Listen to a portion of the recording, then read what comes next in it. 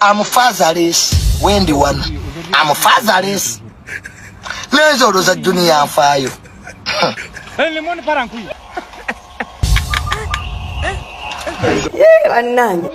Daddy wange mbuyanza alukuse. Mukubanga mbu nakola ekibiina ekikuula abakazi.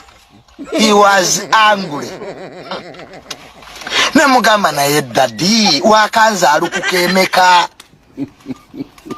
My father told me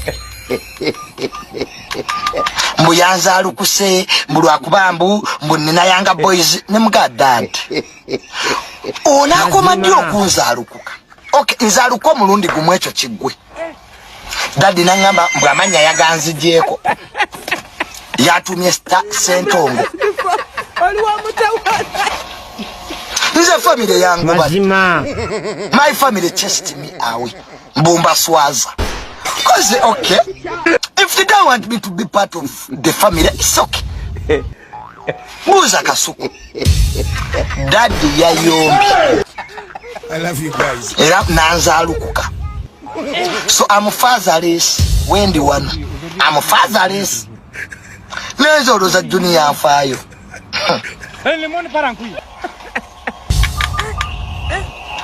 nze mune bango badda mu family so daddy wange yabadde munne munyivu era yanga boys married association si kyali member